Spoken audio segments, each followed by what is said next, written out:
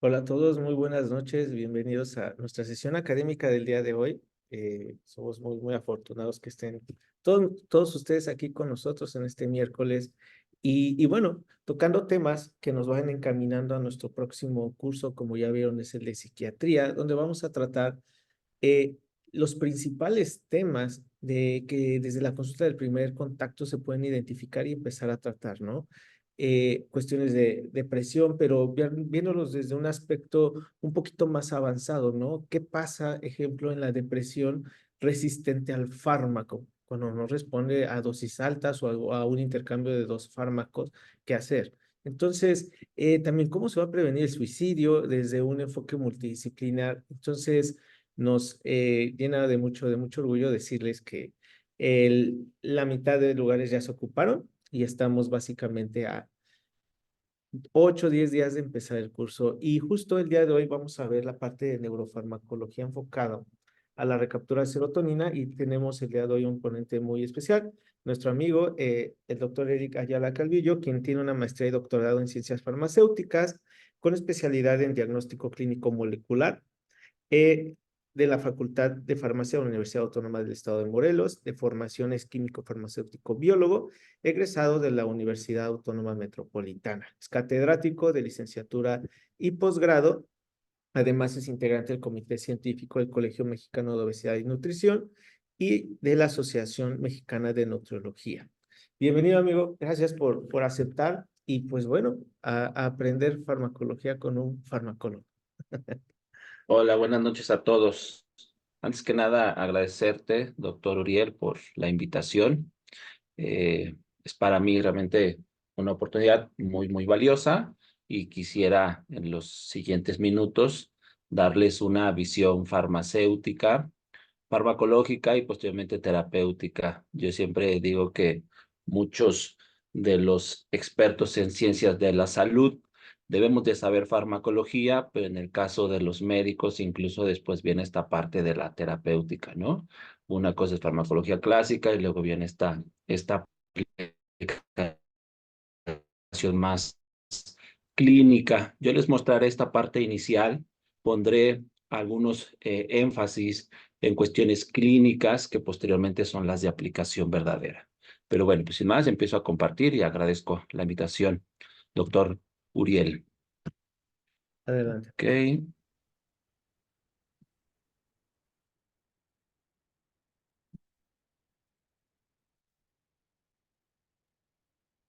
muy bien. Pues sin más, yo soy muy académico, los iré llevando desde aspectos muy generales de lo que es un medicamento hasta mi línea de investigación. Siempre me gusta acabar con eso, ¿no? Un área de oportunidad para seguir generando evidencia científica. Entonces, bueno, cuando uno empieza a conocer la cuestión de los medicamentos, una buena pregunta es, ¿sabemos qué es lo que son? ¿Cómo se comportan en el cuerpo humano? Aquí haría yo una revisión de conceptos, de ciertas bases, los llevaría desde qué es la farmacéutica a nivel de las industrias hasta la ciencia pura de la farmacología. Y quisiera iniciar, bueno, pues con la definición. La norma oficial mexicana me dice que un medicamento es una sustancia o mezcla de sustancias de origen natural, sintético, biotecnológico, que tiene un efecto preventivo, rehabilitatorio, incluso algunas veces hasta de diagnóstico, pero que está presente en una forma farmacéutica. Esta es la definición. La misma definición me lleva a cuestionarme, ¿y qué es eso de sustancias, mezcla de sustancias? ¿Qué es esto de forma farmacéutica? Muchas veces nosotros que nos dedicamos a la salud lo tenemos presente, pero yo les quiero hacer reflexionar acerca de los pacientes, ¿sí? ¿Estamos siendo claros con ellos? Podría pasarme haciendo diapositivas de definiciones muy puntuales, pero hago algo más didáctico. Te pongo lo que sería un producto X, ¿no? Un medicamento que tiene un registro ante la Secretaría de Salud, pero que es un buen ejemplo para recordar que tiene un fármaco, una sustancia activa, una molécula. Y como decía la misma definición, hay algunas de origen natural, se pueden llegar a extraer, ¿no?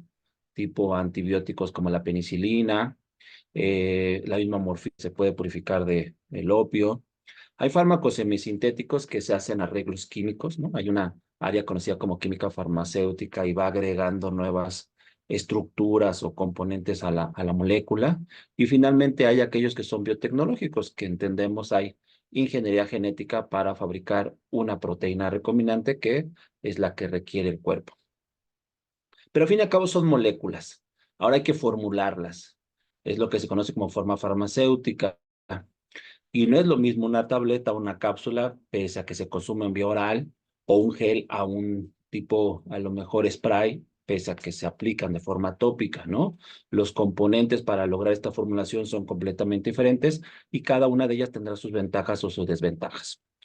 Y finalmente yo diría, bueno, pues nadie conoce todos los medicamentos que se comercializan en un país, ¿no? Incluso a veces nos topamos con ciertas situaciones de no nos queda claro en México la diferencia entre un similar, un genérico, estos medicamentos de venta libre OTC, los controlados, patente, etcétera. Entonces, yo por eso te diría, ¿estamos siendo claros a la hora de hablar de un medicamento? A todo esto que te expliqué le tenemos que sumar la parte de vía de administración, de indicación terapéutica. No tengo conflicto de interés con los laboratorios que pongo aquí, pero a manera de ser didáctico te recuerdo que hay medicamentos que automáticamente nos viene a la mente para que están funcionando, ¿no? Algunos no, pero bueno, ahí está la idea de conocer que cada uno de los medicamentos tiene alguna indicación y que a veces pues logra vencer la lógica humana el que estés usando un medicamento que no está indicado para eso, con la idea de que indirectamente tiene ventajas, ¿no? Pasó con el caso de la metformina, ¿no? El día de hoy creo que se está utilizando indiscriminadamente para bajar de peso y la autoridad sanitaria, que en este país es COFEPRIS, hasta el día de hoy no ha permitido o no existe ningún producto que la indicación terapéutica sea específicamente sobre peso y obesidad. Dice para pacientes diabéticos con sobrepeso y obesidad. Entonces creo que es un buen ejercicio de reflexión. Me tengo con la parte de los fármacos para psiquiatría, para esta parte de empezar a reflexionar. ¿Qué pasaría si nosotros nos...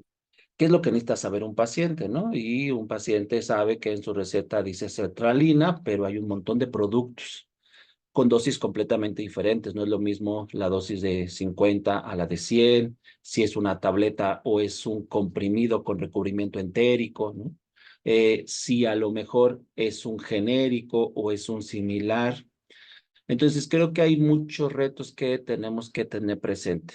Súmale todas las indicaciones terapéuticas que tiene la sertralina al pertenecer a estos inhibidores de la recaptación selectiva de la serotonina, ¿no? No solamente es para la depresión, sino tiene otras aplicaciones. Si me detengo en un problema que le suele pasar a las personas, ¿no? En el día a día, en la parte operativa, ¿qué pasaría si un paciente tiene en su prescripción fluoxetina, 20 miligramos cada 24 horas, ¿no? Pero en la prescripción específicamente viene el producto de un laboratorio, 20 miligramos. Y si no existe, y si el paciente por X razón necesita menos concentración, ¿qué pasaría si encuentra a la mano? ¿No? Alguien diría, bueno, pues simplemente que duplique la tableta, ¿no? Con 2 ya bastaría. Pero eso quiere decir que no es el correcto, ¿no? Incluso a veces desde la parte de la prescripción recomendamos a los pacientes partir la tableta y a veces no solamente en 2, sino hasta en 4. Tenemos que reflexionar si la dosis que está quedando ahí es la correcta. Ahora los hospitales donde queremos una dosis diferente, bueno, podríamos con ciertos procedimientos, ¿no? Poder obtener la dosis precisa que queremos. Pero cuando decimos a un paciente, pártala en 2, 4, tenemos que reflexionar. ¿Qué pasaría si en la farmacia, porque suele suceder, ¿no? Tenemos a disposición un fármaco que no es fluoxetina, pero pertenece a la familia de los inhibidores selectivos de la captación de la serotonina, paroxetina, en la misma dosis.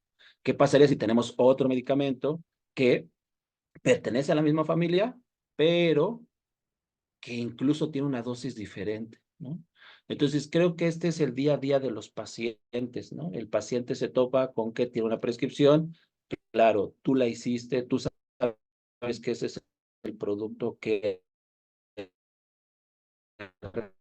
requiere, se topan con diferentes retos, ¿no? Y creo que ahí entonces es importante poner en la mesa esto. Entonces ahí seguimos, ¿o no seguimos conectados? Sí seguimos, ¿verdad? ¿Conectados? Ahí se me hizo Bien. claro, sí. Ok, sí. Muy bien. Esto me lleva a decirte, hay 4 preguntas que nos tenemos que hacer para saber si tenemos el producto ideal, ¿no? Y la primera es, ¿existe verdaderamente el medicamento para el paciente? Eso le toca a los laboratorios, hay que formularlos con las características que requiere el paciente, ¿no? Creo que es un error y olvidamos que hay una enorme cantidad de laboratorios que nos pueden ofrecer el producto que necesitamos, ¿no? Pasa mucho con estas tabletas que no tienen la dosis adecuada. Otra pregunta es si realmente está surgiendo el efecto terapéutico. Aquí es una parte más clínica, el que prescribe, que son ustedes los médicos, ¿no? Tienen que tener presente el régimen terapéutico, las contraindicaciones, las interacciones, las reacciones adversas a los medicamentos, ¿no?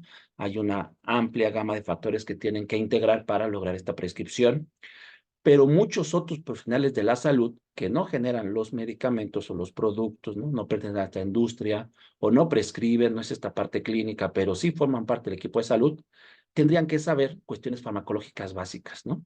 Y estas 2 preguntas tienen que ver con eso. ¿Te has preguntado si el fármaco llega al sitio de acción? Eso es algo farmacocinético, hay que evaluar la absorción, la distribución, el metabolismo, la eliminación. En un ejemplo muy sencillo, si estamos hablando de fármacos que actúan sobre los niveles de serotonina, pues tendríamos que llegar al sistema nervioso central, ¿no? Si habláramos de una patología que está en el riñón, nosotros tendríamos que cuestionarnos, si yo consumí un fármaco vía oral, ¿cuál es el proceso que tuvo que pasar para que desde mi boca el fármaco o esa molécula llegara específicamente al riñón, ¿no?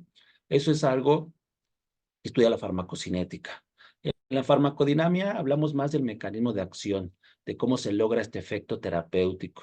Aquí podría poner el ejemplo de analgésicos, ¿no? Tenía una visión muy reduccionista, diríamos, bueno, pues quitan el dolor, pero si ponemos en la mesa ahora un analgésico tipo AINES como el ketorolaco y lo quiero comparar contra otro analgésico pero opiáceo como el caso de la morfina, pues en una visión muy reduccionista diríamos, son analgésicos, quitan el dolor, pero la farmacodinamia me diría, uno actúa a nivel del sistema nervioso periférico, inhibiendo a las prostaglandinas, y uno actúa a nivel de receptores MU, de endorfinas, moléculas que conocemos como opioides endógenos, a nivel del sistema nervioso central, ¿no? Entonces, esta es la idea de conocer específicamente cómo funcionan cada uno de los fármacos. Y es por eso que me voy a tener un poco, ¿no? Con una revisión muy básica. Diríamos entonces, lo que tu organismo le está haciendo al fármaco, eso es farmacocinética y son procesos, absorción, distribución, metabolismo, eliminación. Yo hace algunos pues meses tuve la fortuna de estar en una conferencia de una doctora que es una eminencia en cuestiones de alimentación y cáncer, ¿no? Ella evaluó mucho la sarcopenia a nivel de muchos oncológicos que generan desnutrición. Y se me hizo interesante porque lo vi desde el punto de vista farmacológico. Decía, hay fármacos oncológicos que generan muchos efectos adversos, ¿no? Pero nosotros nos ocupamos en la sarcopenia. Y es un error pensar que la pérdida proteica solamente es de músculo, ¿no? La pérdida proteica, pues seguramente también es de proteínas plasmáticas. Y hay un fenómeno de la farmacocinética que es la distribución. ¿Qué pasaría si un fármaco requiere de una proteína plasmática para distribuirse a nivel del sistema circulatorio y ya no tienes esa proteína, ¿no?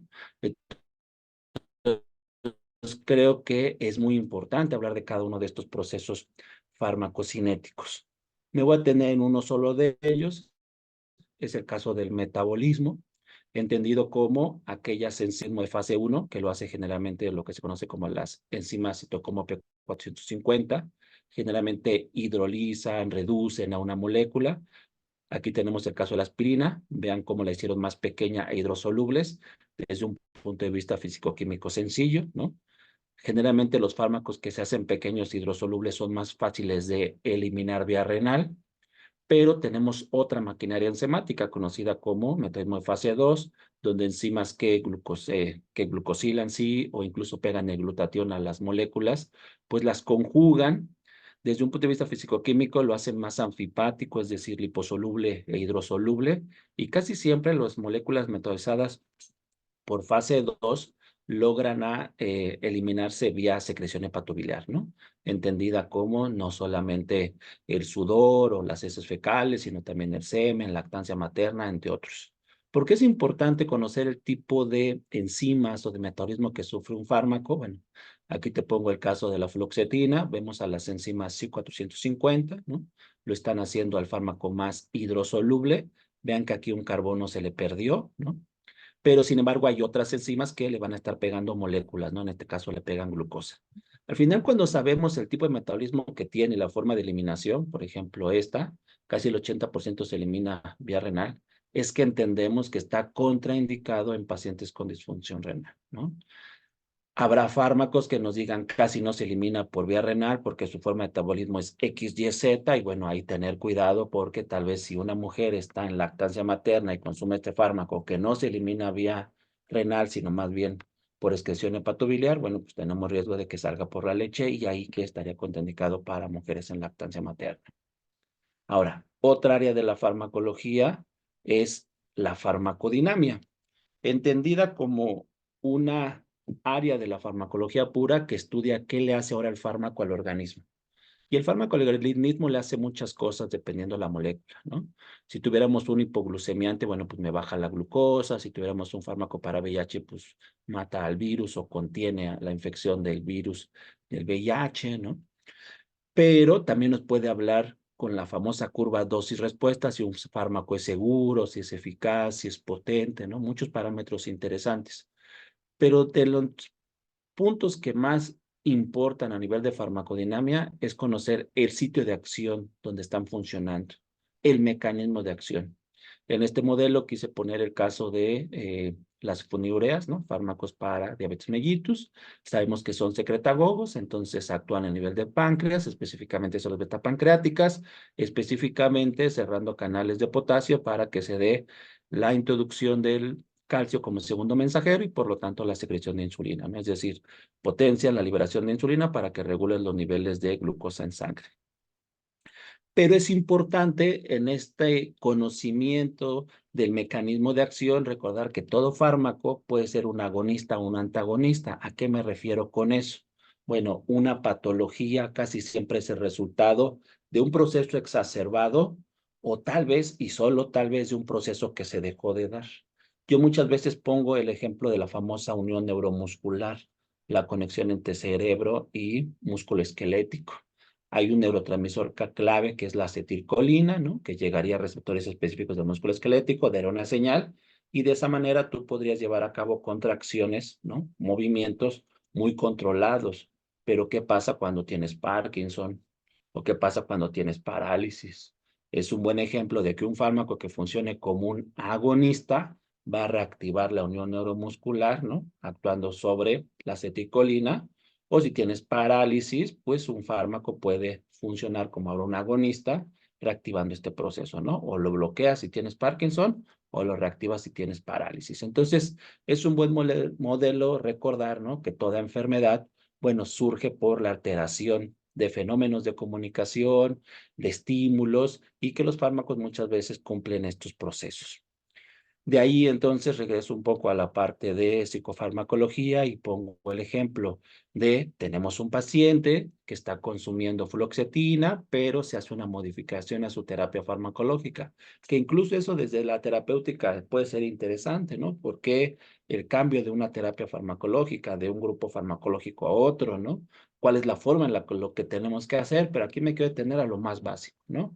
¿Por qué hacemos ese cambio? ¿Cuál es la diferencia entre dar un fármaco a otro si al final los dos son antidepresivos, si al final los dos actúan tal vez sobre la serotonina? Bueno, lo que te quiero recordar es que la sinapsis de la serotonina tiene que ver sí con su secreción, con su unión a los receptores específicos de la serotonina u otros, pero con tal vez la eh, potencialización de esta serotonina en el espacio postsináptico. El problema es que hay recaptación de la serotonina y entonces estaríamos disminuyendo los niveles. Es ahí que esta fluoxetina como inhibidor selectivo de esta recaptación, pues tiene un efecto terapéutico, ¿no? Hagamos que la serotonina esté libre y por lo tanto cumpla su función de señalización. Pero también recordemos que la serotonina es un neurotransmisor que puede ser degradado por las famosas enzimas monoaminoxidasas. Y entonces, tal vez hicimos el cambio de fluoxetina por selegilina como antidepresivo, es porque, por un lado, ya había intentado yo evitar la recaptación de la serotonina, pero por otro lado, ahora lo que yo pretendo es tal vez evitar la degradación de esta serotonina. Incluso los algoritmos terapéuticos que más a rato mostraré, ¿no? Me dicen que hay ciertos fármacos como la seligilina que dependiendo la gravedad del paciente podría ser la alternativa. Bien, segundo punto que quiero tocar. Ya hablé de la farmacéutica, ya hablé de esta parte farmacológica básica, farmacocinética, farmacodinamia. Quiero tener un poco a la terapéutica, empezarla a poner en la mesa, ¿no? Muchas veces la población se pregunta si los fármacos son seguros.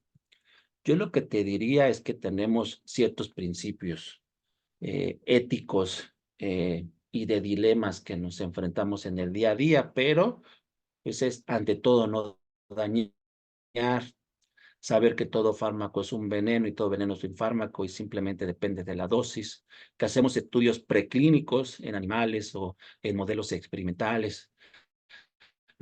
Luego hacemos estudios clínicos en personas, pero siempre va a existir ese grupo de pacientes que no va a responder correctamente, habrá un efecto tóxico o tal vez hay una ineficacia terapéutica, ¿no? Estos estudios clínicos casi siempre me van a dar la población que más tiene beneficio, pero muchas veces tenemos una amplia gama de variables que podemos evaluar, ¿no? Yo al menos me dedico como línea de investigación a conocer el por qué la ineficacia terapéutica o la alteración a la seguridad. Y es que a veces entendemos que un tipo de población se enfrenta a una dosis estándar, ¿no? Que está evaluada, que está estandarizada, que la conocemos bien, pero no sabemos esa población cómo se está alimentando, qué nutrientes consume, qué estado nutricional tiene. Súmale la parte de la polifarmacia, los suplementos, los productos herbolarios que en México son tan usados, la parte de la comorbilidad, cosas fisiológicas como la edad, el sexo, la misma genética. Todas son variables que podrían condicionar fenómenos farmacocinéticos que hace rato mencioné o farmacodinámicos. Me tengo un poco con la parte de la edad. La población geriátrica y pediátrica siempre son un blanco, ¿no? De esta alteración en la respuesta farmacológica. Y si me tengo solamente a nivel de hígado, bueno, pues recordemos que en pediatría muchas veces el hígado aún no madura y a nivel molecular aún no expresa las enzimas C450 capaces de metabolizar fármacos. Entonces, ¿por qué son tan susceptibles los niños, ¿no? A tener efectos adversos? Pues tal vez por esta cuestión molecular. O en la población geriátrica, todos estos procesos pues ahora van decayendo, ¿no? Y la capacidad de expresión de esta sí, pues tal vez ya no es tan eficaz como en tu vida joven. Pero bueno, ¿quién se dedica a evaluar la seguridad de los medicamentos? En México tenemos incluso la norma 220 de farmacovigilancia, donde COFEPRIS, ¿no? Instruye a llevar a cabo la búsqueda y la notificación de las reacciones adversas, entendidas como todo efecto perjudicial y no deseado que se observa cuando se usó una dosis para diagnóstico o con fines terapéuticos. Hay reacciones adversas muy leves, como cefalea, vómito, rash, sueño, ¿no? Que inclusive en algunas ocasiones ya no se notifican o no se reportan, pero tenemos que hacerlo, ¿no? Hay que fomentar este fenómeno, como el caso tal vez de el riesgo de cáncer por uso de algunos anticonceptivos, ¿no? No es tan común, pero sucede. El síndrome de Stevens-Johnson, por ejemplo, para algunos antipilépticos, ¿no? Entre tantos otros. Varios equipos de investigación se dedican a buscar los factores de riesgo de estas reacciones adversas y han puesto siempre a la polimedicación como uno de los factores más importantes, la misma edad que decía hace rato o el bajo índice terapéutico. Recordemos que se entiende como el rango donde hay una dosis donde el fármaco funciona, pero es muy cercano a la dosis donde el fármaco ya no es seguro, ¿no? Y ahí tenemos muchos fármacos que tienen bajo índice terapéutico, como el caso de warfarina para de un efecto anticoagulante, litio para psicosis, digoxina como antiarrítmico, fenitoína para epilepsia, gentamicina y anfotericina B para infecciones micóticas, 5-fluoracilo para cáncer, acetate para VIH, ¿no? Todos estos fármacos tienen bajo índice terapéutico y bueno, muchos los postulan como el factor para generar reacciones adversas. Hay que ser muy reflexivos en esto. La búsqueda solo de reacciones adversas, por ejemplo, en este estudio, ¿no? Con poblaciones muy diversas, llega a ser tan absurda que evidencia aquellos grupos farmacológicos que llegan a presentar mayores efectos adversos en la población, ¿no? Más del 50% de toda la rama en este estudio se atribuyeron a uso de antiinflamatorios, analgésicos, antibacteriales.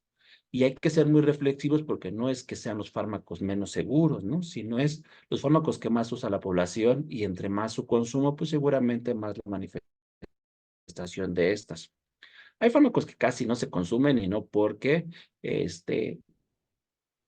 no esté enferma la población de ellos, ¿no? Y por lo tanto tal vez se reporte de fármacos usados en psicofarmacología, ¿no?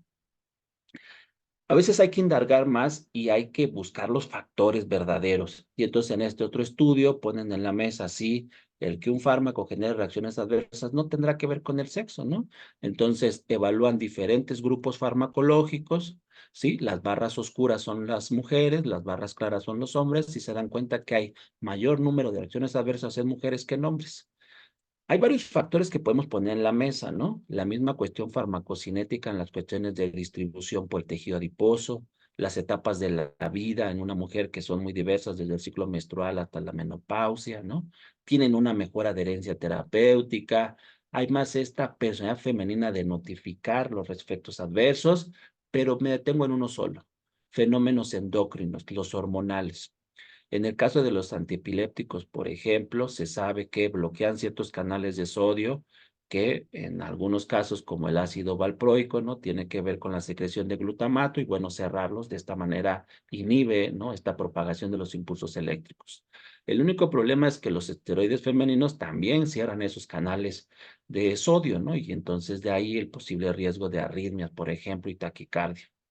¿Cuál es lo interesante? Que hay otros fármacos que también funcionan muchas veces cerrando canales, ¿no? Y ahí podríamos hablar de varios psicofármacos, ¿no? Donde las cuestiones hormonales harían más susceptibles a las mujeres a presentar efectos adversos.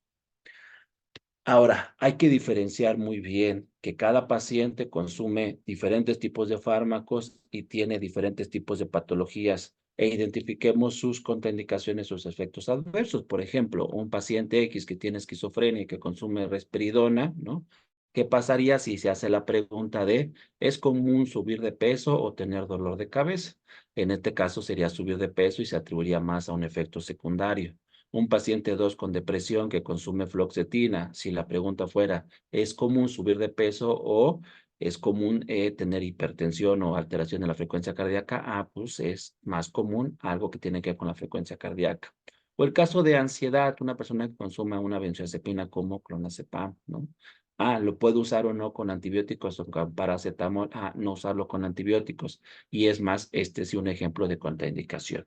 Ahora, ¿cómo se llega a saber esta seguridad de los fármacos, no? Si lo puede usar o no, si está contraindicado, si tiene riesgo de efectos secundarios. Bueno, hay muchos libros muy emblemáticos de efectos adversos de estos psicofármacos, que todos ellos salen de publicaciones de revisiones sistemáticas, de metaanálisis, ¿no? Donde evalúan la seguridad y la eficacia de varios grupos de investigación que ya han presentado sus resultados. Incluso, si no tuviéramos acceso a la evidencia científica, pues hay bases de datos libres como la de VIA Access de la Organización Mundial de la Salud.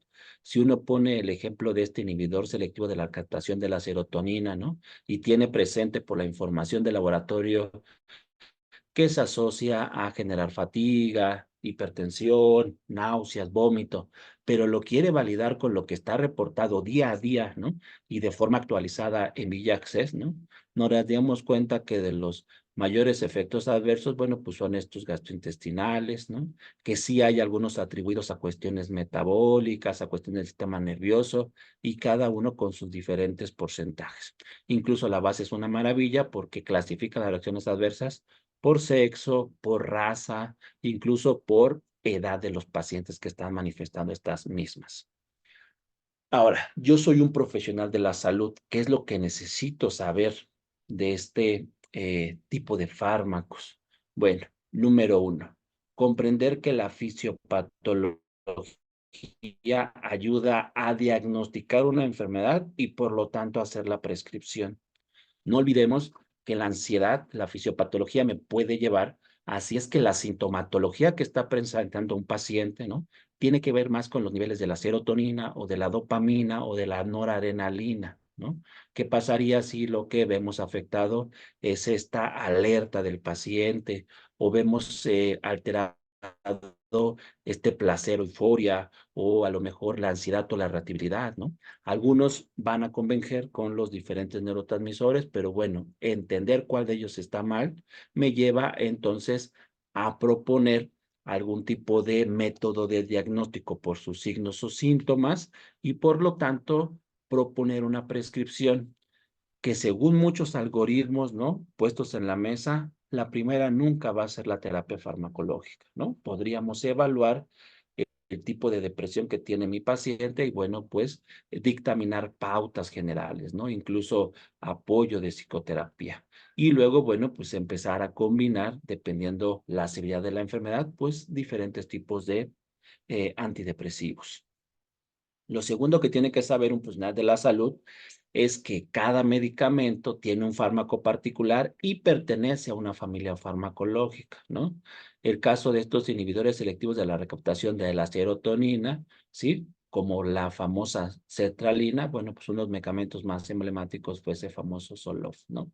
Pero bueno, así entender que ellos tienen su propio mecanismo de acción completamente diferente a los inhibidores de la MAO o a los antidepresivos tricíclicos.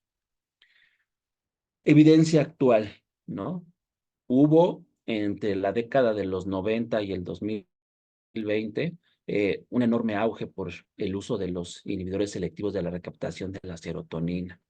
Si bien no son los únicos, porque hay diferentes antidepresivos, te quiero decir que el día de hoy se están postulando como nuevas terapias, por ejemplo, fármacos que actúan sobre GABA, ¿no? Y algunos en particular, como el caso de la ketamina, están generando este fenómeno que se llama reposicionamiento de fármacos, es decir, un fármaco que se usaba tal vez para cuestiones de anestesia general, el día de hoy por su acción sobre GABA, bueno, pues se puede postular y se está evidenciando su posible aplicación en la depresión. Además, también debemos de saber los efectos adversos, las famosas contraindicaciones que decíamos, muchas veces asociadas al tipo de molécula por familia a la que pertenecen, pero también algunas muy particulares de cada uno de ellos. Los famosos algoritmos terapéuticos, que no es lo mismo el algoritmo terapéutico que vamos a usar para una persona adulta o para una persona adolescente o para un niño, ¿no? Si bien en todos los algoritmos siempre hay que evidenciar el tipo de signos y síntomas y catalogar como si es un episodio leve, moderado o severo, ¿no? Y dictaminar pautas, incluso evaluar riesgo de si hay de suicidio o no, ¿no? Y entonces a partir de ahí se van haciendo las adecuaciones en el régimen terapéutico. Yo lo que te quiero decir es que las nuevas guías de prácticas clínicas incluso están poniendo en la mesa evaluar las comorbilidades de los pacientes, ¿sí? Un paciente con depresión tal vez también es un paciente que tiene arritmia o un paciente que tiene epilepsia o un paciente que tiene riesgos cardiovasculares o diabetes mellitus o alguna infección. Es más, en infecciones no es lo mismo que tengas una infección viral, amicótica o parasitaria y bacteriana, ¿no? Entonces, ya los algoritmos terapéuticos se están poniendo ahora también las famosas comorbilidades en la mesa. Y no nada más pasa para los fármacos en psicofarmacología, está pasando para muchas patologías, ¿no? eh, la misma ADA, por ejemplo, en diabetes mellitus, ¿no? Cada vez más pone en la mesa una nueva sugerencia de el abordaje terapéutico en pacientes con diabetes mellitus. Bien, ¿yo qué veo en el futuro? Yo lo que veo en el futuro son retos y promesas. La primera son las interacciones fármaco y nutriente. Y aquí los quisiera llevar a una línea de investigación que yo tengo, ¿no? poner en la mesa esta combinación entre la parte médica, farmacológica y la nutrición, como otras tantas áreas, como puede ser la misma enfermería o la misma parte de fisioterapia, actividad física. Lo que les diría es que yo he visto en los últimos años eh, un desconocimiento completo entre las interacciones entre los alimentos y los medicamentos. Es más, muchas veces cuestionado si es más bien una relación o una interacción. Los farmacéuticos, por ejemplo, hemos cometido un error, le hemos catalogado interacciones medicamentosas y creemos que es cuando un medicamento interacciona con otro medicamento o con un alimento, o con un suplemento o inclusive con la misma atención que está recibiendo la parte clínica. Creo que eso ha sido egoísta porque nosotros no somos expertos en la parte de los alimentos. Creo que podríamos recibir ayuda, asesoría y complemento de los nutriólogos y especificarnos más algunas cosas. ¿Qué pasa? Muchas normas, muchas guías, ¿no? Ponen en la mesa que la terapia farmacológica y nutricional no compiten, más bien es una sinergia. En este algoritmo terapéutico para varias enfermedades psiquiátricas, ¿no? Si bien es importante conocer la etiología, como hablábamos, ¿no? La fisiopatología, que va desde signos o síntomas o parámetros que podemos evaluar para el diagnóstico, al final cuando ponen en la mesa la terapia siempre va a ser farmacológica complementada con una estrategia dietética y nutricional. Entonces, no hay competencia, tengamos presente. ¿Cuál es el único problema? Que la evidencia científica que hoy existe es más bien sobre interacciones fármaco-fármaco. Yo hace algunos años hice esta búsqueda en una de las bases más importantes que es PubMed, puse interacciones fármaco-fármaco y me salieron más de 2000 publicaciones. Hice la misma búsqueda, pero con interacciones fármaco y nutriente y salieron solamente 200. Es una relación de 10 a 1. ¿Por qué tan poca evidencia sobre interacciones fármaco y nutriente? Yo creo y pongo en la mesa que una de las primeras cosas que hay que evaluar es que se dio un término inadecuado. Se definió como alimentos y medicamentos. Y eso es muy burdo porque cada alimento tiene diferentes nutrientes, incluso cada medicamento tiene diferentes fármacos. Pero bueno, por mucho tiempo fue así. ¿Qué logramos con esta definición o clasificación de las interacciones? Bueno, hicimos tablas que desde el punto operativo fueron muy funcionales para enfermería, ¿no? Si nos detenemos un poco a psicofarmacología, podemos decir si el paciente consume selegilina, se le recomienda consumir antes o después. Aquí incluso hay evidencia científica que dice que si consumes la selegilina, por ejemplo, con alimentos, se va a aumentar su absorción y por lo tanto sus potenciales efectos adversos. Con el caso de la acetalina, ¿no? La evidencia científica dice, bueno, no hay problema que los consumas con alimentos. De la imipramida dice, bueno, no hay problema, pero sí hay que evaluar, por ejemplo, que lo estés consumiendo con alimentos que tengan mayor cantidad de fibra, porque la absorción se va a ver disminuida. Fue un primer acercamiento y fue muy útil, pero ha habido artículos que han empezado a poner en la mesa que el paciente consume diferentes tipos de alimentos y diferentes tipos de bebida. Y el riesgo de interacción, por lo tanto, va a ser completamente diferente, ¿no? En este ejercicio lo hacen con bebidas, por ejemplo, leche. Más del 50% de los fármacos o familias farmacológicas se consumen con leche, llegan a presentar algún efecto adverso o alguna interacción. Sí, alguien podría decir, bueno, pues ya me llevo algo para la práctica clínica, pero lo que quiero hacer también es hacerte reflexionar aún más y decirte, pero hay diferentes familias farmacológicas, diferentes patologías. ¿Qué pasaría si fuera lácteos, por ejemplo, con fármacos hipoglucemiantes, ¿no? A nivel endocrino.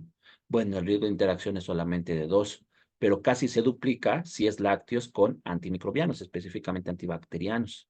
Es más, un producto como el té, que casi no reporta incidencias, ¿no? De combinación con los fármacos, si específicamente se consumen con fármacos que actúan sobre el sistema nervioso central, la interacción se triplica casi, ¿no? Entonces, fueron de los primeros estudios que empezaron a poner en la mesa que cada tipo de fármaco interaccionaba diferente con cada tipo de alimento y con cada tipo de bebida. Y a partir de ahí surgen nuevas definiciones, ¿no? Y podemos decir las interacciones pueden ser a diferentes niveles. La primera visión muy simplista sería a nivel farmacéutico, a la hora de administrar los fármacos. La nutrición enteral y parenteral son un buen ejemplo de potencial interacción, pero también, por ejemplo, en pediatría, cuando reflexionamos cómo dar una dosis a un paciente pediátrico, por ejemplo, nos cuestionamos si podría ser combinado con sus alimentos, que en este caso el más común es la leche, ¿no? Podríamos combinar ese producto con la leche. En los hospitales lo hacemos en jeringas, ¿no? Diluido en agua, pero ¿y la mamá en el día a día, no? No son preguntas que lleguen a pasar. O un paciente con disfagia, ¿no? Muchas veces sí se combinan los fármacos y los medicamentos. Luego también las podemos entender como a nivel farmacocinético, ¿no? Algún proceso se puede ver afectado. Los nutriólogos, por ejemplo, por mucho tiempo se quedaron con la idea de que todos los fármacos y alimentos se consumían vía oral y bueno, pues la única interacción se daba a nivel de la absorción, ¿no? A nivel del aparato digestivo. Olvidan o olvidaban, ¿no? Que al fin y al cabo los nutrientes y los fármacos son moléculas, llegan a la sangre y pueden competir por proteínas plasmáticas o llegan al hígado y pueden competir por su metabolismo, ¿no? Entonces hay varios buenos ejemplos de interacciones a nivel farmacocinética. Y finalmente, a nivel farmacodinamia es cuando se están bloqueando los mecanismos de acción. El modelo que siempre se utiliza es el de alimentos ricos en vitamina K, por ejemplo, con anticoagulantes. Recordemos que la vitamina K es un precursor de factores de coagulación, ¿sí? Pero se necesita una enzima para poder hacer eso. Muchos de los anticoagulantes bloquean esa enzima. El gran problema es que la gente entiende lo que quiere entender o lo que fuiste capaz de hacerle entender, ¿no? Si el paciente entiende que tiene un problema de coagulación y a lo mejor escuchó de alguien más que cuando tenía hemorragia sanguínea, ¿no? Por ejemplo, a lo mejor sangrado en la nariz, le dieron mucha vitamina K, muchos alimentos verdes, ¿qué pasaría si él también empieza a consumir alimentos verdes?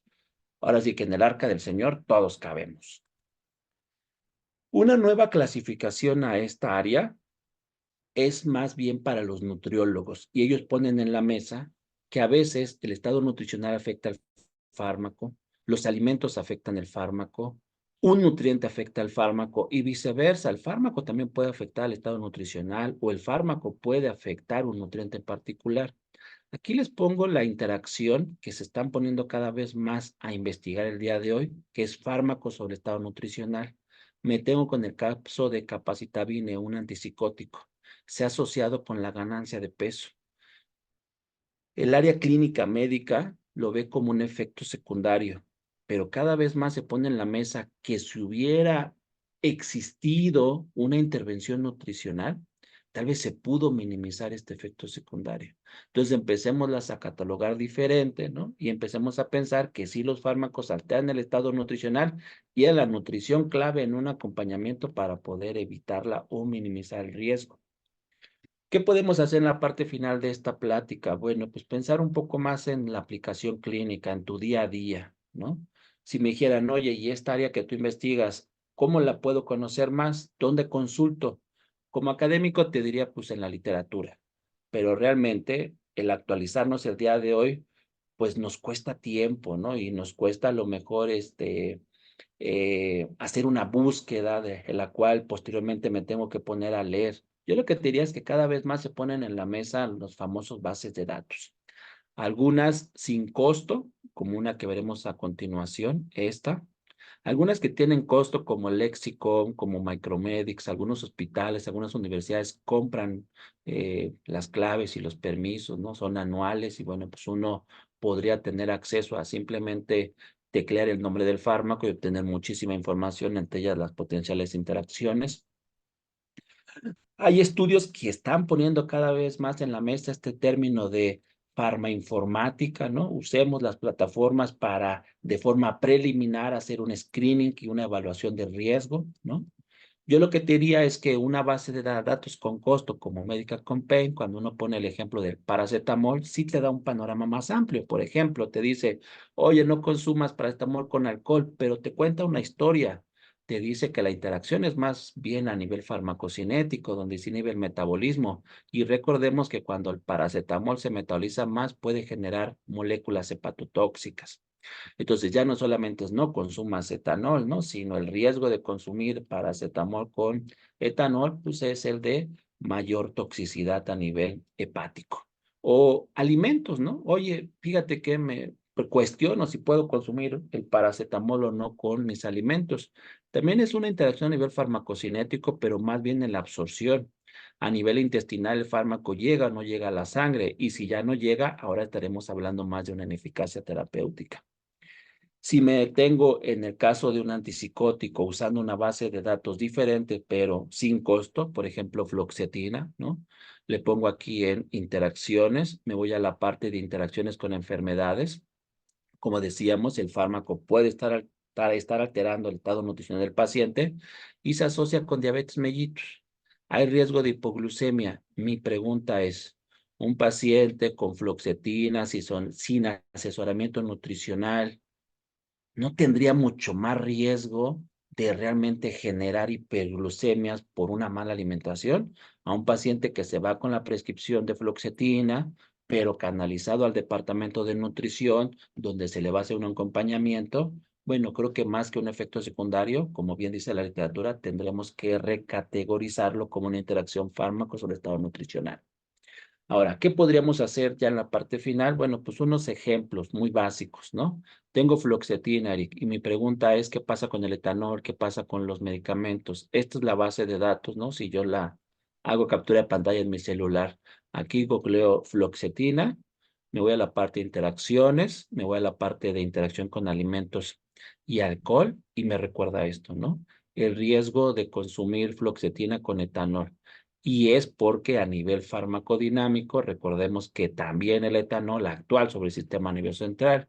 Entonces, podría haber un bloqueo de las funciones neuronales y, por lo tanto, riesgo en aquellos pacientes que van a manejar, riesgo de caídas, ¿no?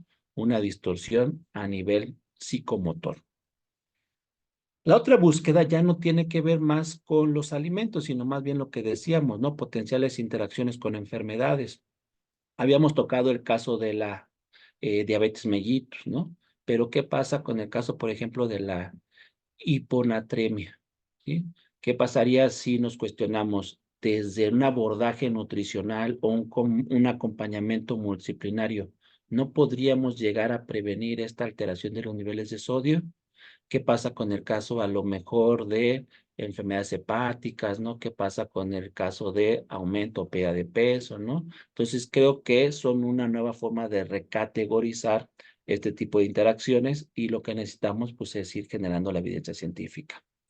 La última base de datos que pongo es esta, porque como decíamos, en México tenemos un gran problema que es el uso de suplementos y herbolaria. Esta base también accesible, ¿no? Sin costo, cuando uno le pone el término de interacciones, te dice, bueno, hay varios nutrientes o hay varias moléculas fitoquímicas que cuando las consumas con fluoxetina hay que evaluar, ¿no? El caso del omega, del magnesio, del triptófano, de la vitamina D, de la misma niacina. En todas hay un potencial riesgo tóxico, ¿no? Porque, una vez más, a nivel farmacocinético, farmacodinámico, seguramente se están bloqueando uno a otro. Y bueno, finalmente ahora el reto que yo veo, como decía y terminaba con esa parte, es la parte de los suplementos, de la herbolaria. Cada vez más llegan los alimentos funcionales, los nutracéuticos. Hay mucha evidencia científica de su potencial uso. Sabemos que instancias reguladoras como COFEPRIS están ahí, nos están apoyando, ¿no? En estar haciendo esta vigilancia. Pero el enorme problema no es la evidencia científica. El enorme problema es que las personas usan muchas veces estos productos de forma incorrecta, automedicadas, sin saber las dosis, sin conocer los efectos adversos. Entonces, creo que lo que necesitamos es un trabajo multidisciplinario de diferentes ciencias de la salud. Desafortunadamente en México, por ejemplo, cuando me puse a buscar hace más de 10 años evidencia científica sobre interacciones fármaco y nutriente, solamente había una guía de prácticas clínicas de donde salió, por ejemplo, esta publicación de interacciones entre fármacos y nutrición enteral. Una publicación hecha por el ISSSTE de alguien que solamente levantó un cuestionario, ¿no? Una encuesta entre diferentes profesionales de la salud si conocían o no conocían las interacciones entre alimentos y medicamentos. Creo que en este país tenemos que replicar estudios que se hacen en otras partes del mundo, donde empiezan a evaluar la lista de fármacos que consume una persona, su tipo de dieta, su tipo a lo mejor de hábito alimenticio, su estado nutricional, y empiezan a buscar la significancia estadística entre las interacciones fármaco y nutriente, y es mucho más alta que las interacciones fármaco-fármaco. Entonces, eso ha llevado a que con diferentes pues colaboradores, ¿no? Se empiezan a publicar evidencias científicas que se necesitan en este país. Por ejemplo, esta publicación del año pasado, ¿no? Con un cuerpo colegiado de expertos en abordaje multidisciplinario de la obesidad, ¿no? Se habló de la parte farmacológica, pero bueno, se hizo el complemento de no solamente hablar de los fármacos que se usan para obesidad, su dosis, su mecanismo de acción, sino más bien empezar a tocar esta parte de interacciones nutricionales, de reacciones adversas, de contraindicaciones, ¿no? Los invito a leer esta, que fue una revisión que me solicitaron hacer por la revista Lister, ¿no? De ir redefiniendo las interacciones fármaco y nutrientes. Salió en enero del año pasado y bueno, está accesible sin costo. Lo único que hay que hacer es registrarse en la revista. Y pues sin más, les dejo mi correo de contacto y cualquier duda o pregunta, estamos atentos.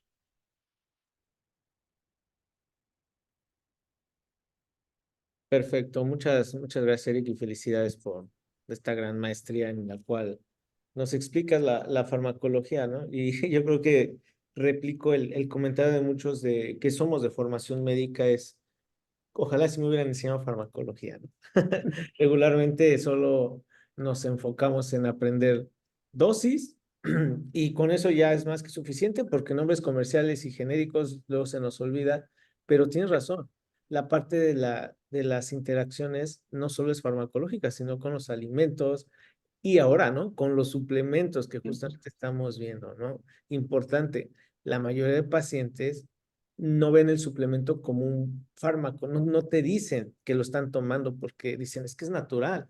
Y pues bueno, hay casos de hepatopatías en este caso, por suplementos Por su también. uso, sí, indiscriminado, ¿no? Y en una correcta vigilancia de su profesional de la salud que debería existir ese acompañamiento. Así es. Bueno, hay una mano arriba, vamos a dar la palabra a Iván.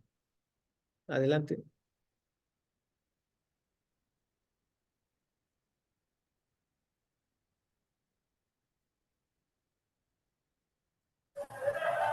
Buenas noches, ¿sí me escucha? Sí. Sí. Buenas noches, doctor. Mire, creo que aquí, más que una observación, o sea, un comentario más bien dicho, Sí. creo que tenemos un problema ahorita muy importante. Igual también creo que hemos estado viendo que con respecto al crecimiento de estas nuevas definiciones como la microbiota, que también tenemos problemas, ¿no? Para saber si los consumos de los probióticos tienen interacciones farmacológicas, ¿no? Creo que es un tema también ahí que se debe poner sobre la mesa, pero igualmente yo creo que ahora con estos alimentos funcionales que hemos estado considerando ya como parte de los suplementos, creo que tenemos un problema en el sentido de que los venden, pero no sabemos si las dosis y la sustancia activa sean las adecuadas. Nos hemos topado, yo creo, muchas veces con esa situación creo que le doy la confianza a tal suplemento o por ejemplo, omegas, ¿no? ¿Cuál es la marca de omegas que te ofrece la pureza o la dosis que te maneja en la receta, ¿no? En el suplemento? Creo que ese es un tema también muy importante, no está tan regulado, no sé qué opina usted, doctor, esta parte de conocer realmente si el suplemento o los alimentos funcionales que se están dando hoy en día estén bien con el gramaje, con la sustancia activa, ¿no? Ese es un tema, claro que como no tienen eh, pues, tanta situación como los fármacos que son más tóxicos o que tienen más efectos adversos o que su toxicidad sea más enfocada a una gravedad, pues, pero también nos preocupa, ¿no? Esa parte de si estamos recetando lo correcto, ¿no? Sí, sí, concuerdo. Inicio con la parte del gran reto que tenemos, por ejemplo, en la microbiota, ¿no? Muchas veces entendimos el metabolismo meramente hepático y sabíamos que había por ahí algunas enzimas a nivel gastrointestinal. El día de hoy sabemos que todas esas enzimas pertenecen a los microorganismos. Entonces son los microorganismos encargados de metabolizar muchas veces los fármacos. Y esa es una línea de investigación que seguramente en los próximos años se va a desarrollar más. Sabemos que hay fármacos que afectan a la microbiota también, ¿no? Y que van más allá de los solamente antibióticos, porque tenemos una visión muy reduccionista. Hay inhibidores de la bomba de protones como un buen modelo de que la están modificando. Entonces, creo que ahí hay un área de oportunidad interesante. Y se toca porque precisamente estas formulaciones, pues el día de hoy no se comercializan completamente como medicamentos, sino más bien como suplementos, ¿no? Y el día de hoy hay una enorme, pues área de oportunidad de regulación para COFEPRIS, entre si eres un suplemento, si te quieres catalogar como nutracéutico, si eres un alimento funcional, ¿no? Y creo que la suma de esfuerzos y las colaboraciones multidisciplinarias van a lograr que no solamente en México, sino en muchas partes del mundo, tengamos más claridad de ello, ¿no? Y hacia allá hay que apostar. Sí, justo. Vamos por... Hay dos preguntas aquí en el chat. Primero, ¿qué pasa con la toronja? Se nos ha dicho que modifica fármacos y nos comentan, definitivamente se tiene que suspender su consumo al tomar algún medicamento con regularidad. ¿Hay alguna dosis respuesta? ¿Y será por Sí, inhibición del citocromo P450? me doy cuenta. Fíjate que es uno de los modelos más estudiados. Hace unos meses en una plática de algún representante de COFEPRIS nos decía, ¿no? Abiertamente, en México ni consumimos toronja, ¿no? Lo que consumimos es más es limón. ¿Alguien me puede decir si la isoflavona que está en la toronja está en el limón o está en otro cítrico, kiwi, ¿no? En piña, porque tal vez eso es lo que nos interese. Entonces creo que es un buen ejemplo decir, nos quedamos con la idea de que la toronja es lo más emblemático porque en otros países sí la consumen, pero nosotros, ¿no? Creo que son las colaboraciones con nutriólogos, con expertos en las ciencias de los alimentos, los que nos va a decir, oye, realmente no es la toronja, es una molécula, es una isoflavona, ¿no? ¿Sí? Y esta isoflavona no solamente está presente en la toronja, también está presente en la naranja. Alguna vez un nutriólogo me decía, ¿sabías que hay diversidad de naranjas, Eric? Y yo, no nada más es la valenciana, no, Eric, o sea, es una enorme cantidad de variedades de naranjas, ¿no? Y puede variar el contenido de esa isoflavona. Entonces, sí, hay mucha evidencia científica de la toronja porque es uno de los productos que se consume mucho en Europa, ¿no? De ahí el interés de ellos, pero pues la idea sería replicar esos estudios aquí en México con los alimentos que nosotros consumimos, con el tipo de fármacos o familia farmacológica que nosotros consumimos. Ok, vamos con una mano arriba que es de Jennifer. Adelante, Jennifer. Hola, doctores, buenas noches. Pues yo soy estudiante de Hola, medicina hola. y justo ya estoy en mis prácticas y quiero compartirles una experiencia que tuve hoy, porque mi duda era que generalmente pues recetamos antibióticos, ¿no? Pero no está esta cultura en México o a lo mejor es mi perspectiva en cuanto a los prebióticos o los probióticos. Entonces, me decía el médico que me está enseñando ahorita que idealmente das el antibiótico y, o sea, sugieres el probiótico, pero que le digas al paciente que es como algo que, como una vitamina o algo que le va a ayudar. Y pues yo difiero con eso porque creo que somos quienes debemos de ser muy claros con el paciente y incluso en educar, en decir, esto es un probiótico y, o sea, la función que tiene, porque lamentablemente así se va pasando, digamos, el chisme y después dice, no, es que el doctor me dijo que eran vitaminas y bueno, solo quería compartirles esa experiencia. No, claro.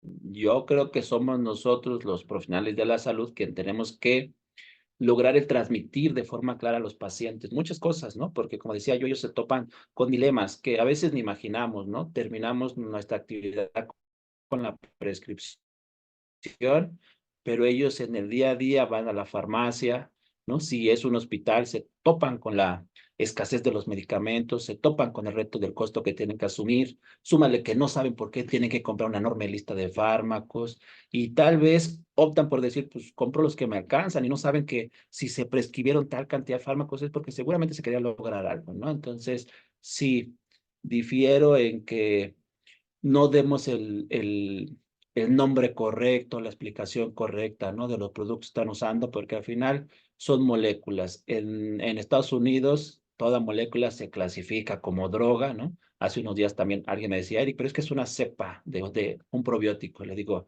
si la buscas en la FDA, va a aparecer la cepa, o sea, para ellos es una molécula terapéutica. Sí, justo, ¿no? Hablando también en la parte de probióticos que nos gusta mucho. Este, justo, ¿no? Recordar que todas las cepas bacterianas van a producir unas moléculas llamadas metabolitos que son bioactivos. Entonces, potencialmente, pues es un fármaco al final de cuentas, ¿no? Tiene una función, un metabolismo, una excreción que justamente estamos empezando a estudiar y que bueno, el doctor Eric es parte del equipo, gracias por ello. Y bueno, hay una pregunta también acerca justo de los inhibidores selectivos de recaptura de serotonina. ¿Cómo se debe recomendar al paciente ir dejando los inhibidores selectivos de la recaptura de serotonina después de haber cumplido el tiempo estipulado de tratamiento? Bien, hay varios modelos, porque no hay uno que sea el estándar, ¿no? Los algoritmos, si quieres, al rato te pasaré algunas guías de prácticas clínicas, ¿no? Postulan esta cuestión de ir disminuyendo la dosis, incluso cuando se va a cambiar, al ir disminuyendo la dosis, empiezas gradualmente con el aumento de la dosis del segundo fármaco, ¿no? Aunque sea también un inhibidor de la recaptación en la serotonina, ¿no? Algunos optan por decir, bueno, simplemente hay que retirarla y si vas a cambiar a otro, inmediatamente poner el otro. Son modelos, son sugerencias y al final ahí sí es la expertise, ¿no?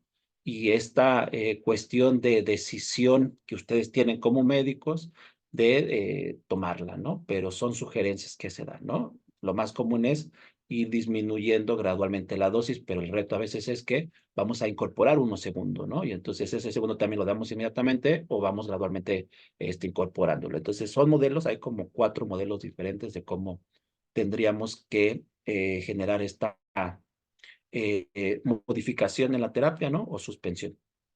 Sí, justo. Agregar un poquito en la parte clínica de la cuestión de los pacientes con depresión, pues tenemos un montón de fármacos y debemos agruparlos por grupos de edad, principalmente a los de edad mayor les caen mejor resulta que otros que a la edad joven, pero como se suspenden lento, también hay que darlos lento. Tampoco hay que empezar la terapia con la dosis máxima, sino podemos mandar un cuarto de dosis, una semana, unos 15 días, luego subir hasta tener un tope. Y para decidir que vamos a dejar el fármaco, pues bueno, se dice que es hasta los 6 meses que el paciente no tenga un episodio depresivo mayor y ahí empiezas a dejar el fármaco. Puede ir una terapia, inclusive llegar hasta el año de tratamiento con fármacos antidepresivos. Entonces, justamente el curso de psiquiatría vamos a aprender este tipo de cosas más específicas por amigos psiquiatras que se dedican a ello. Preguntan sobre, doctor, he escuchado que durante la encefalopatía hepática, el amonio es lo que causa la encefalopatía y que proviene de la microbiota. ¿Esto es contraindicación para tomar probióticos? Pues al final yo lo que pondría en la mesa es esta cuestión de evaluar la función renal, ¿no? Pero en cuanto a cómo está la capacidad de ir eliminando ese amoníaco, porque va a llegar al torrente sanguíneo, ¿no? Y ahí la parte es cómo se va a procesar después. Sí es un mundo, ¿no? Yo lo que sí creo es que es indispensable esa colaboración multidisciplinaria para tomar diferentes opiniones. Pasan los hospitales, no me dejan mentir ustedes, que están los comités de terapéuticas, ¿no? Invitamos al jefe de enfermería, invitamos al jefe de laboratorio, invitamos al jefe de urgencias, ¿no? Y entre todos se aborda algún tipo de caso en particular. Y creo que esos comités de terapéutica es justamente lo que tiene que replicar cada vez más. Sí. Justo, ¿no? Y también agregar un poquito lo de Javier, bueno, hay que poner el contexto clínico del paciente porque llegó a encefalopatía hepática, ¿no? O sea, al final de cuentas, Pues pudo haber sido evidentemente por una falla renal ya crónica de este paciente. Recuerda que el amonio pues es de la metabolismo de proteínas y que no se excretan y pues ahora se juntan en la sangre, se vuelve tóxico y ahí viene el problema. Pero por per se por la microbiota quizás sea muy complejo, ¿no? Preguntan sobre justamente si tiene algún conocimiento de algún probiótico que se pueda dar en pacientes que usan antidepresivos. No, esa sí es una actividad que me voy a llevar como encargo, ¿no? Pero sí, alguna vez creo que empezaste a tocar el tema de los psicobióticos, ¿no? Y Gracias. también ahí sería interesante ver todo eso, sí. Sí, justo, justo. De hecho, hay una clase previa de ello. Yesenia López, si quieres, en el YouTube la puedes encontrar. Mm. Listo, Eric. Pues agradecerte tu tiempo. Si tienen alguna duda, nos la hacen llegar al correo o si apuntan al correo del doctor, también nos las puede responder. Agradecerte y pues bueno, estamos en contacto para seguir trabajando en tantas cosas que tenemos que hacer. Ahí tenemos unos pendientes, ¿verdad? Sí, Pues, saludos a todos, muy buenas noches desde Cuernavaca, Morelos. saludos, amigo. Cansen, bye. Bye, bye. Bueno, y para quienes nos quedamos, vamos a algunos avisos que tenemos que hacer, ¿no? Bueno, hay una pregunta que me gustaría contestar. Digo, no fue mi tema, ¿verdad? Pero tocaron la microbiota. Nos hablan sobre qué relación tiene el mejorar la microbiota para mejorar la serotonina. Pues es un tema bien interesante, porque resulta que se produce del 80 al 90% de la serotonina de tu cuerpo se produce en el intestino. Nos decían antes que tenía eh, funciones solamente para motilidad intestinal, la serotonina proveniente del intestino. Pero pues no nada más se produce serotonina, se produce GABA, se produce acetilcolina a nivel intestinal por la microbiota. Y recuerden que tenemos nuestro sistema nervioso entérico, nuestras células neuronales de Cajal, tenemos también células gliales y ese eje microbiota, intestino, cerebro, que seguramente va a tener mucha relación en la terapéutica del paciente con depresión. Justamente uno de los temas que vamos a abordar en el curso de psiquiatría es la parte de qué probióticos nos ayudan, que toman el nombre de psicobióticos, pero en el tema de depresión resistente al fármaco, hay estudios muy interesantes donde dicen, ok, mi paciente a una dosis alta de inclusive dos fármacos para la depresión, pues no le ayuda. ¿Qué pasa? Agregaron probióticos, mejoraron o remitieron la disbiosis y resulta que ahora sí le hace el fármaco el bien que le tenía que haber hecho, pero nunca arreglamos la parte de la microbiota intestinal. Entonces, este grupo ya no se le hace nuevo que hablemos de microbiota y que lo tomemos ya como un órgano metabólico. Entonces, va por ahí, lo vamos a seguir viendo y estudiando durante todos estos meses que están por venir. Antes de pasar la lista, les voy a presentar algo muy interesante que nos tiene muy emocionados a todo el equipo de MedScientific. Eh, Denme un segundo para compartirles pantalla y que todos estemos en sintonía. Bueno, pues el día 27 es el Día Mundial del Microbioma, que pues microbiota, en términos muy puristas no es lo mismo, pero bueno, se toma como sinónimos para este caso, ¿no? Entonces se celebra a nivel mundial el estudio de la microbiota y pues el potencial terapéutico que tiene para muchas cosas, ¿no? Y pues MedScientific, como la microbiota es un tema que nos encanta, nos apasiona, vamos a tener un simposio el día 24 de junio. Va a durar 3 horas, es totalmente gratuito, tiene aval curricular por la Universidad Anáhuac, el Campus Internacional de Cancún. Va a ser evidentemente por Zoom, con su grabación al siguiente día disponible en nuestros canales. Pero algo importante, vamos a traer a los principales, a los expertos y a los que estudian estos probióticos ya a nivel macro, con miles de pacientes. Y bueno, pues no es comercial, pero seguramente conocen esos productos que están abajo. Vienen sus representantes científicos a platicarnos sobre esas cepas específicas y para qué sirven. Entonces los esperamos. Va a ser el 24 de junio. En el registro de la asistencia del día de hoy viene una pregunta donde ¿Quieres que te apartemos tu lugar? Si los que contesten sí, el día viernes se les manda su acceso porque solo vamos a dar 500 becas al 100%. Entonces, si todos quieren el día de hoy, aquí hay como 250 becas que podemos dar. ¿Cuáles son los temas que vamos a tratar? Es el preliminar, estamos a punto de confirmar un tema más, pero vamos a hablar sobre diferencias entre prebióticos, probióticos, simbióticos y posbióticos. Después vamos con el tema de Saccharomyces cerevisiae y el síndrome de intestino irritable. Después vamos a revisar el Bifidobacterium lactis para el control cardiometabólico y del peso. Después nos vamos a suplementos bioactivos en la evidencia científica y vamos a cerrar con un tema muy interesante que es la remisión de la disbiosis, las estrategias para remitir la disbiosis de la microbiota intestinal. ¿Ok? Nuestros ponentes, bueno, pues algunos de ellos ya los conocen. Nuestro coordinador internacional, el doctor César Ochoa Martínez, es quien coordina este evento a nivel internacional. Y bueno, es gratis, todos están invitados. Recuerden que en la viene una pregunta en el enlace de asistencia del día de hoy, que ahorita lo ponemos, donde si quieren apartar su lugar para la beca al 100%. Entonces, va a ser nuestra manera, muy a nuestra manera académica de celebrar este gran día y despertar, seguir despertando estas ganas de estudiar un poco más hacia la microbiota, ¿no? Entonces, pues todos están bienvenidos y ojalá nos veamos por ahí en el Día Internacional de la Microbiota. En este momento vamos a poner el enlace de asistencia del día de hoy. Denme un segundo. Y bueno, gracias por estar aquí a todos ustedes.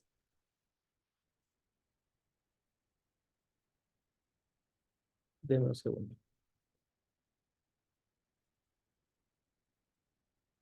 Perfecto, ya pusimos el enlace de asistencia en el chat y pues lo pueden ir contestando y abandonando la sesión. Que pasen una excelente noche, estamos en contacto, síganos en redes sociales, ahí se enteran de todas nuestras actividades, de todos los cursos que vienen y bueno, aún hay lugares para el de psiquiatría, pero esa información se las podemos mandar a su correo. Muy buenas noches a todos.